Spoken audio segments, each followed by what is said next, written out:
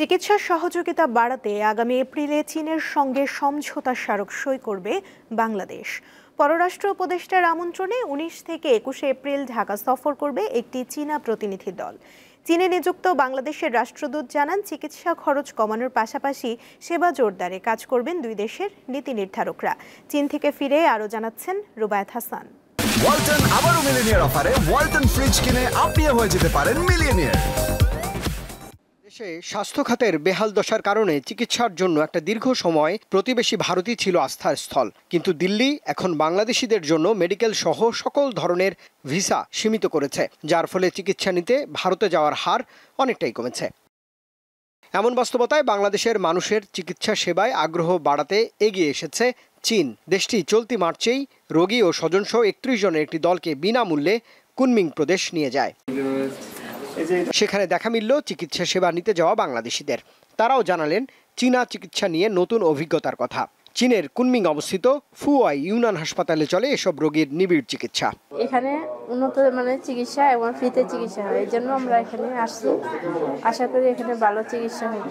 আমরা এই জন্য আসলাম যে আলহামদুলিল্লাহ এখানে আসার পরে তো আমাদের যেরকম সার্ভিস, তারা যদিও আমরা তাদের ভাষা বুঝতে পারি না, তারপরেও আলহামদুলিল্লাহ আমরা তাদের ভাষা না বুঝলেও তারা আমাদের আচার আচরণ খুব ভালো লাগছে তাদের। কুনমিং প্রদেশের সেরা হাসপাতালগুলোর মধ্যে ফুয়াই ইউনান হাসপাতাল অন্যতম। সব মিলে চীন কর্তৃপক্ষ 4টি হাসপাতাল বাংলাদেশিদের বিশেষ স্বাস্থ্য সেবায় নিয়োজিত করেছে।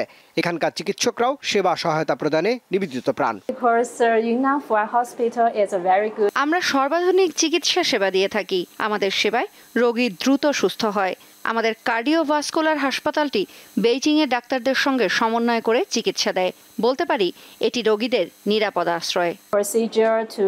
চীনে নিযুক্ত বাংলাদেশের রাষ্ট্রদূত বলছেন, চিকিৎসা খরচ কমানোর পাশাপাশি সেবা জোরদারে কাজ শুরু করেছে দুই দেশের নীতি নির্ধারকরা। পররাষ্ট্র উপদেষ্টা মহোদয়ের আমন্ত্রণে সেই সময় উনি কিন্তু ডক্টরকে নিয়ে যাবেন, কিছু ডক্টরকে নিয়ে যাবেন, তারা ওখানে সেমিনার করবেন এবং তখন বাংলাদেশের হসপিটালদের সাথে কুনমিংয়ের হসপিটালদের একটা যোগাযোগ স্থাপিত হবে এবং আমরা আশা করছি কিছু বড় কিছু যোগাযোগ, কিছু এমইউ হবে, আরও এক্সটেন্সিভ কোঅপারেশন হয়তো স্থাপিত হবে। তবে এখনো যাতায়াত, চিকিৎসা খরচ, ভাষা ও খাদ্য নিয়ে অনেকেই শঙ্কায় থাকলেও কর্তৃপক্ষ বলছে এসব নিরসনে কাজে লাগানো হবে বাংলাদেশি শিক্ষার্থীদের।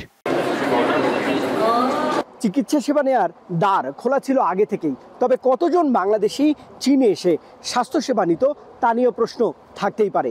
তবে দেশের বর্তমান প্রেক্ষাপট এবং ভারতের সঙ্গে মেডিকেল ভিসা সীমিতকরণের ফলে এখন চীনে বাংলাদেশি রোগীদের জন্য একটি সেবা কেন্দ্র হয়ে উঠতে পারে। এই দেশটির 4টি হাসপাতালে সেবা নিতে পারবেন বাংলাদেশিরা। তেমনি কুনমিংয়ের এই বিশেষায়িত হার্ট হাসপাতালটি বাংলাদেশি রোগীদের জন্য উন্মোচন হতে পারে নতুন স্বাস্থ্যসেবার দুয়ার হিসেবে।